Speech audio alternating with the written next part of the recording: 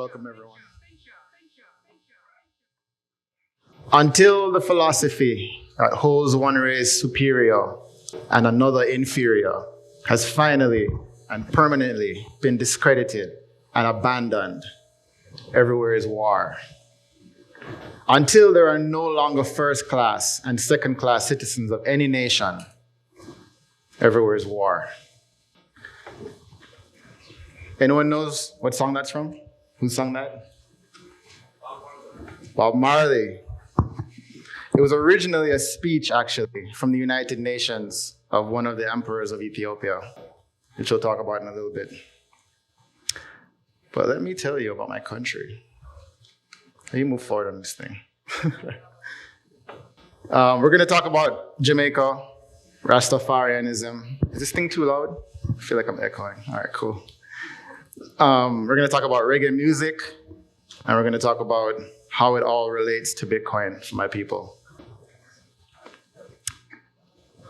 It's that one, right? Yeah, let's make sure we're on the right slide. Yep.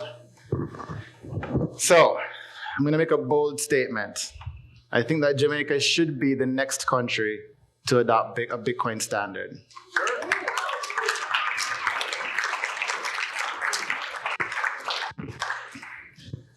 Some people might say, Dred, your chest too high.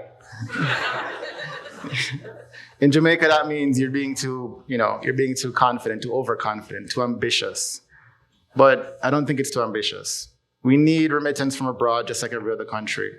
We need the ability to buy and sell online and in person without needing any banks, any dollars, any shitcoins. And we need to be able to save money that we can use to buy groceries today. And we can also use that exact same amount of money to afford the same groceries years from now. Can you scroll down for me a little bit, Mike? So, how are we going to do this? Well, let's talk about Jamaica for a second and reggae music. In the 70s, there was a growing movement. You guys probably know of it as the hippie movement in America, where people were anti-war. They were all about peace and love. They went to Woodstock. It was a bunch of multi-race, multinational, multilingual, multicultural, marijuana-smoking people that were traveling all over the world to go to these music festivals and freedom festivals, and they would listen to reggae music. Reggae music was a very strong part of that culture. And it was highlighted by none other people like Bob Marley. One good thing about music, when it hits, you feel no pain. You guys know who that is? Easy questions, right? There was over 300,000 fans in London that came to Reggae Sunsplash, one of the biggest music festivals in the world at that point. I think Tarantula knows that one. They went from 1970s all the way to even now virtually they're trying to do it still. That brought a lot of tourism into Jamaica. We had like up to 4.2 million people coming per year, which brought in almost half of our GDP as a country came from tourism, from people loving reggae, coming down, enjoying our sands, our sun, our beaches, and our music. And all that profit came in and sounded great, like great economic stimulus for our nation. Unfortunately, it wasn't for everyone in our nation. It wasn't for the Jamaican diaspora, the people that came there from other places, and definitely not for the Rastafari, which is a religion native to Jamaica, which I'll talk about in a second. The Jamaican ruling class and their international strategic partners, they're the ones that took all this wealth to the bank. And little benefit, if any, came to the common Jamaican people, the average hardworking Jamaican. In my opinion, Bitcoin is the first and only disruptive technology that I've seen that can break this cycle without the need for violence is the important part. Because the cycle has been broken many times through revolution across the ages in different countries. But I think this is the first time we can break this cycle without the need for violence. So before we dive into how we can improve the lives of all of my Jamaican people, let's talk about how Jamaica got in this crazy situation in the first place. First, we'll talk about Rastafari. Like I said, a native religion coming from Jamaica. How did Rastafari start? What is Rastafari?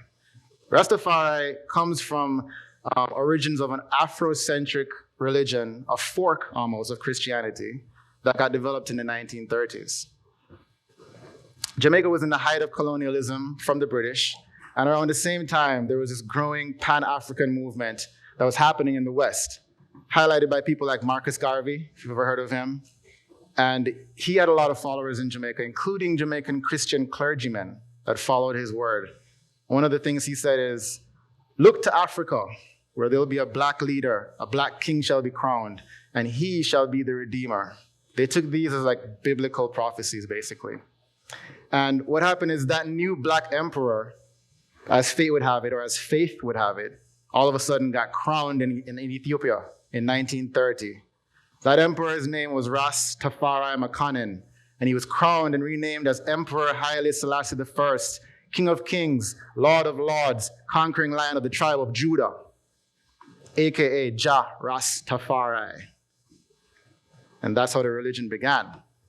A biblical prophecy was fulfilled, what some might call the second coming, and there was a king in Ethiopia to lead people back to their motherland. So this grew. There was tons of people that started following. They started growing different communities in Jamaica, following the words of Haile Selassie, because he had a lot of words similar to, Jesus Christ. He had a lot of speeches that were similar in terms of love and peace and unity. And that's the message that people wanted to hear. That's the proof people wanted to hear to be able to have hope, not only for themselves, but for their children, for the future, and build sovereign communities. And that's what we did. Like, you can scroll down a little bit. You started seeing people building different communities in Jamaica, different sovereign communities. There was the Pinnacle that was built by Leonard Howell in the 1940s. He was the first Rasta, actually. He was one of the original clergymen from the Christian church. There was the Bobo Shanty, which was in Bobo Hill in Bull Bay. And that was started by Emmanuel Charles Edwards in 1958. They were more of the strict Orthodox religion of Rastafarians. We would consider them to be parallel to like the Bitcoin toxic maximalists that don't take shit from anyone. Like, this is the rule.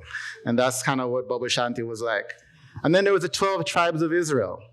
And these were founded by Vernon Covington in 1968, and he was more of a liberal, not liberal, but more of they moved much more closely to the Christian way of life, recognizing Jesus, and they also influenced people like Bob Marley, who was able to like cross over cultures and understand Christians and still sing reggae music that they would relate to, and reach the masses basically with our Trojan horse of a message. So this was great. We were building communities everywhere. There were sovereign communities on top of hills, trading with each other, growing farms. And the colonized British on the island did not like that. They didn't like the fact that there was growing communities of strong, independent Afro-Jamaicans that posed a threat to their colonies. So what they do? Over the next several years, they systematically censored the message of Rastafari.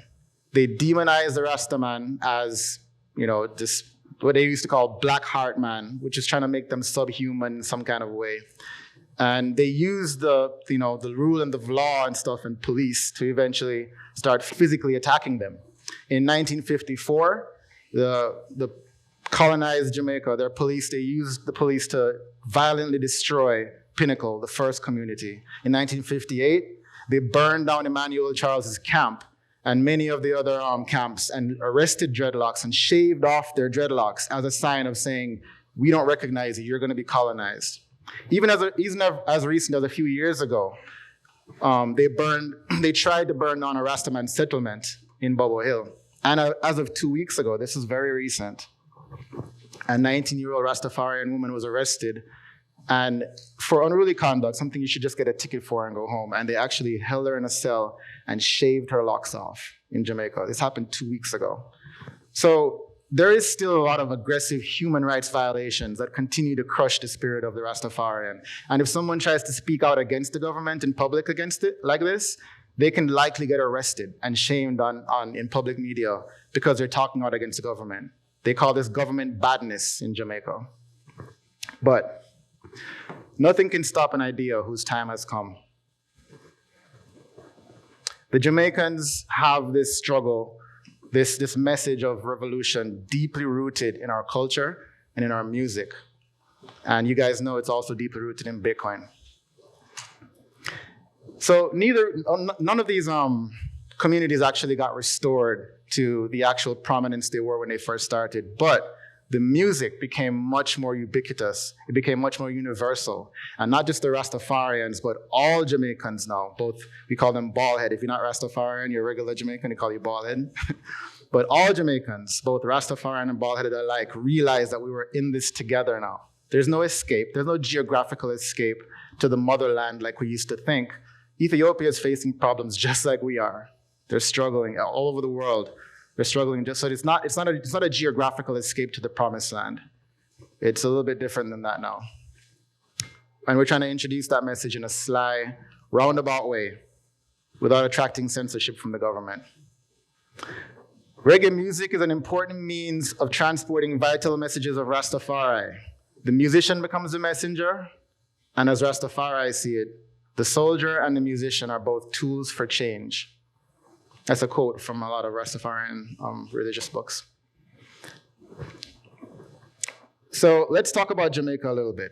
And I'm gonna keep on, I'm gonna tell you when I'm switching topics so you know what I'm gonna explain to you next. That was Rastafari. Let's talk about Jamaica a little bit. How do I move this forward? I need to point to you? Yeah, it's not working.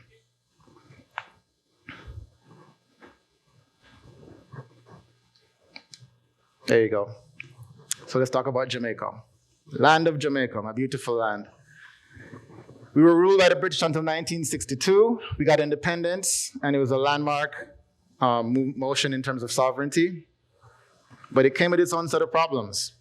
Jamaica was viciously fought over by two political parties once England gave us independence. They wanted to be able to control the people. And while they were fighting over it, instead of trying to fix the policies that has held us down for so long, it created damaging economic policies because we relied on international organizations for support, like the IMF, the World Bank, etc. And these places are basically international loan sharks, giving money to developing nations and in return using draconian policies to try and destroy their industries. Around that time, this was right around the 70s when the petrodollar gained power and the peg to the gold was completely separated from the US dollar. So they were able to start the process of inflating the dollars in the US. And what did that do? That basically debases the Jamaican dollar against it. Because Jamaica had to survive all of these international pressures, they were forced to allow the debasement of the Jamaican dollar, unfortunately. This chart shows, it's kind of hard to see, it's very small, but you can see this big graph going up. The chart shows in the 70s, there was it was almost 3-to-1, maybe 5-to-1 at worst, in terms of what the US dollar was to the Jamaican dollar conversion. $1 US was 5 Jamaican dollars. Now, it's probably up to 155 Jamaican dollars to $1 US. And wages did not increase the same way. Back in certain parts of this inflation, like for example, during the 2008 crisis, the Jamaican dollar was devalued by 20% against the US dollar almost overnight. When sudden inflation like that used to happen in Jamaica, like in the 1985 and 1999, there were violent riots, there were roadblocks, people shut down businesses. The government was forced to respond to the people. The people actually stopped working and said enough. And the government had to respond by rolling back the ridiculous tax policies that they levied upon us so that all these different spikes in inflation would go back down. They always did it just enough to calm the people down, and then they continued with the inflation, as you can see. And maybe, people were just too afraid to do it now. Maybe they're fraidy, as we say in Jamaica. Or maybe it just hasn't gotten bad enough to actually, have people respond accordingly. I mean, banking, I don't have to tell you about banking. There's all kind of reasons why banking is not helpful for Jamaican people right now with all the fees and the long wait times. Industries have been demolished by the IMF because the IMF actually lends us money, and in return, we have to open up our borders of trade to people who can undercut all of our farmers and undercut all of our under-industries and destroy them. And there is no mitigation, or none of the money coming in is going to the farmers to mitigate, to help them to compete against these outside influences. They're just left to fend on their own while the money goes into the pockets of the ruling elite. And there's many other industries too. There's education. There's a lot of crime and violence that goes up. There's actually, like I said before, censorship. So none of this is actually publicized. No one knows this is happening. And it's not just in Jamaica. You guys know this is happening all over the world. They're using money as a weapon. The system, did I go too far? Yeah. Yeah, there we go. The system that I'm talking about that does all this to us. Rastafarians call it Babylon. I'm sure you guys know that word from Christian upbringings. Babylon needs to crumble to the ground and be rebuilt.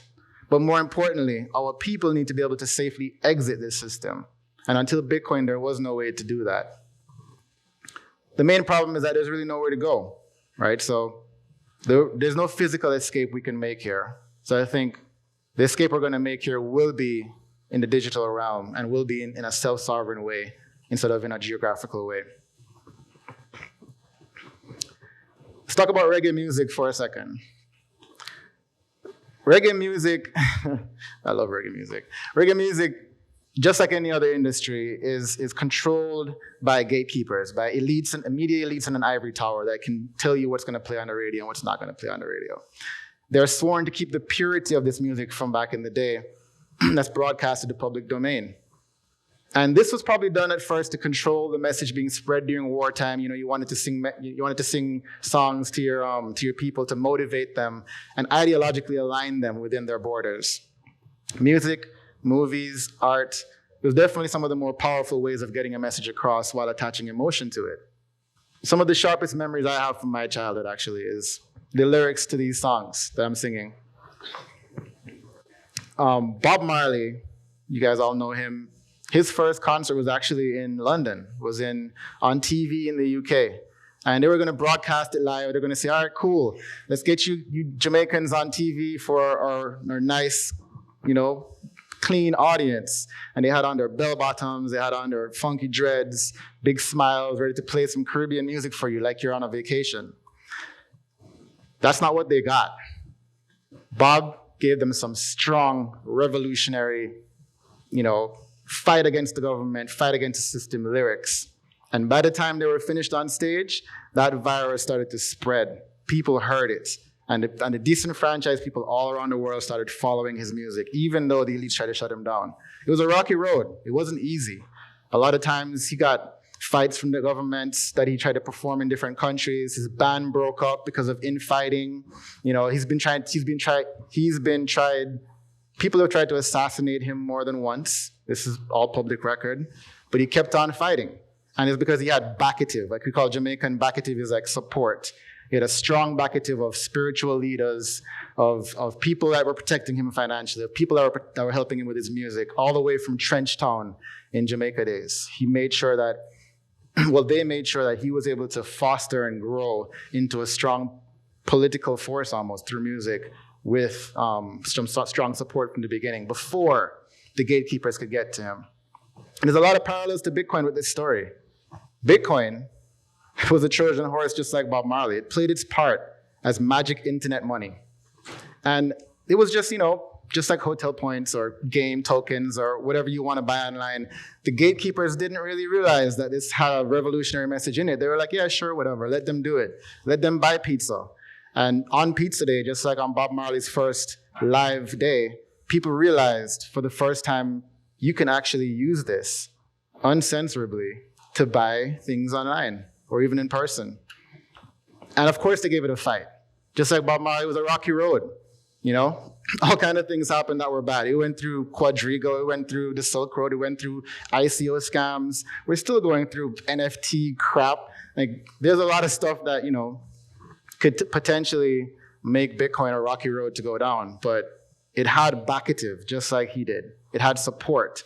It started in a cypherpunk ethos and was fostered and grown so that when it reached the public, when it reached, when the day came where you could actually use it to buy pizza or use it online, it was strong enough to be able to fight against those gatekeepers and to be censorship resistant, just like Bob's songs are. An idea, once it's out there, it's out there. So we're all coming from a place of mutual love and respect.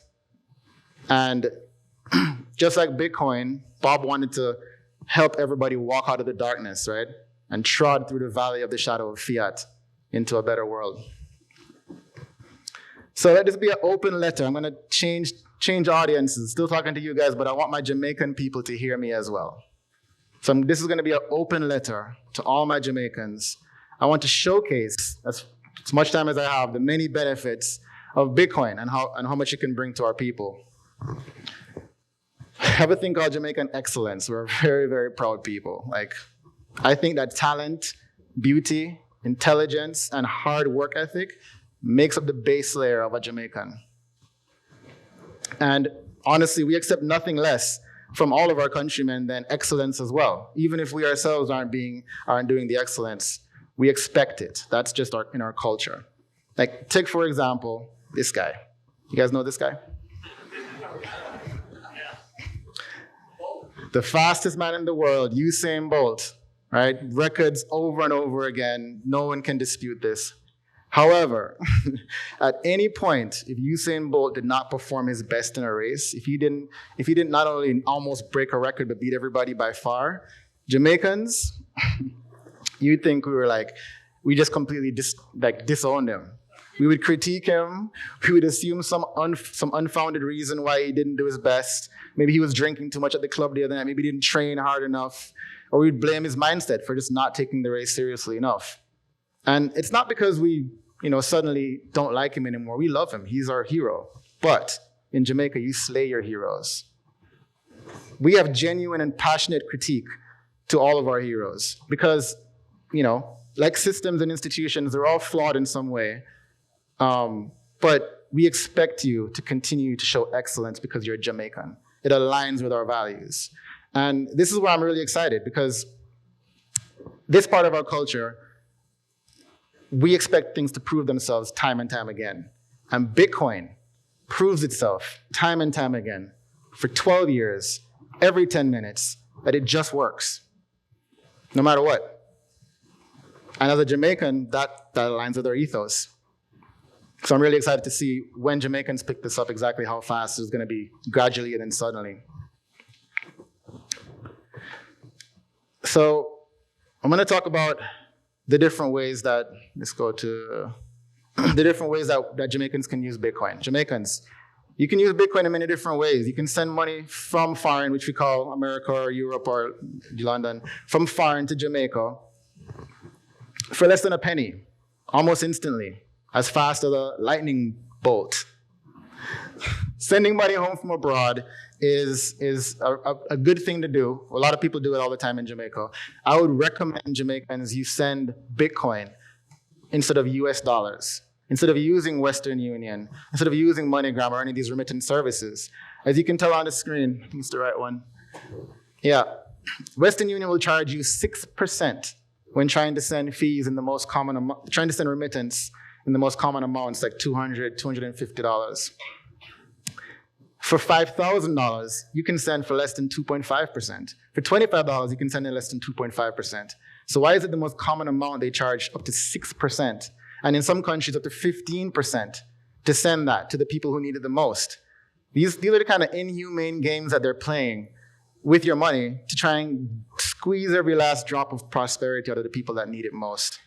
Jamaica's GDP, 21% of it is made up of remittances from abroad. If we are able to just cut those remittance fees out completely and pour it into the country, we will increase Jamaica's GDP by 2%. Just by remittances, and I'm just getting started. There's saving your money. Saving your money, the Bitcoiners call it number go up technology. It's much better than the Jamaican dollar go down technology that we have.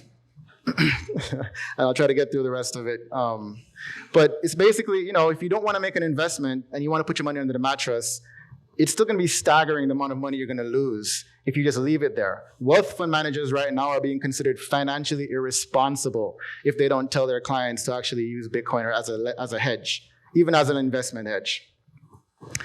You guys already know about the banking system, but I'll talk to my Jamaicans. We can leapfrog this traditional banking system. You want to open a business, you don't need a bank account anymore. Use Bitcoin. You don't need credit ID. You don't need requirements. You don't need processing or convenience fees. You don't need to stand in a line and wait for your money. You don't need to to worry about people robbing you when you're going home from work with the money. You don't need to worry about banks confiscating your money because you have different business practices or different ideology than they care about. And there's many other things I could talk about with this Jamaican Jurassic banking system, but I'll skip all of that now. Just know that this is a brand new paradigm shift that we don't need the banking system for anymore. There's energy as well. I looked at my electricity bill the other day and it was ridiculous. 40% increase since the beginning of COVID. 40% on my electricity bill. The average cost of electricity in Jamaica right now is 29.3 cents per kilowatt hour. Notice that's in US cents, which means we are paying US prices even though we're getting paid in Jamaican dollars. So when the debasement happens, even if we don't raise the price of electricity, we're still paying more for it as our dollar gets worth less. It's like a double down on debasing currency. Foreign companies have already started harnessing all of our natural resources in Jamaica. We have foreign companies coming in and building wind turbines, wind power, because they understand that you can get that kind of natural resources from Jamaica. And I think that could be used as Bitcoin mining instead. And that can be converted directly into value without the need for transmission lines, storaging, foreign middlemen like Richard Branson, and that value be immediately available for global trade as a deflationary monetary asset on the Jamaican national balance sheet. I think that's something that we should really consider. So all of that is great for Jamaica, but let's say you're a well-to-do Jamaican and you don't really care about any of the stuff I just talked about. You just want to preserve your wealth. Well, how certain are you that your current active investments are going to persist into the future? How bulletproof are they? The 2008 financial crisis showed that not everything is bulletproof. Millions and millions of dollars, billions of dollars got wiped out. And it could happen again. It might be happening again in our current pandemic. Bitcoin has proved itself as an asymmetric bet against the current legacy financial system. And all kind of experienced financial titans are actually using it as a leverage bet, as an asymmetric bet. So if there's ever a time to make a bet on your future, I think it's here and now. Your chest too high, Dred. Your chest too high. Stop being so... It's true. It's a utopian picture. Why? Why is it utopian? Because no road to freedom is easy. Bitcoin is a shield for the very reason we need a shield. It's because the road may be rough and full of danger. It may be rocky. There may be price fluctuations. There may be volatility in Bitcoin that the average consumer doesn't think is normal. You may even feel like you're at risk of losing everything you have. There'll be institutions that are talking about, carrots, better saving, false promises. There'll be sticks, threatening you, denying access to services. We have to be prepared for this. But Jamaicans, this is the time to stand up and make our voices heard. This is the time to say, out of many, one people, to rise up and say, we will no longer participate in the failed monetary policies that have kept us on our knees for decades. We will no longer participate in a system of time theft and inflation and excessive taxation on our people. We can restore the stunted growth and development of our nation's people by migrating to a sound, incorruptible money. And now we finally have the perfect shield to protect us for this exodus. And that shield is Bitcoin. The road to the promised land was never promised to be a smooth one. And it doesn't seem like a geographical one either. But if you believe that there is a promised land, a land where we can live a more prosperous and fulfilled life than most of us are living today, a huge leap forward in the quest for complete global financial fair play in our lifetime or the next, I think this is a road that we must trod. And we must use the teachings of Jah Rastafari as our guide and the Bitcoin network as our shield and make this trod together to the long-awaited, long-overdue exodus to the promised land. Thank you for coming to my Dread Talk.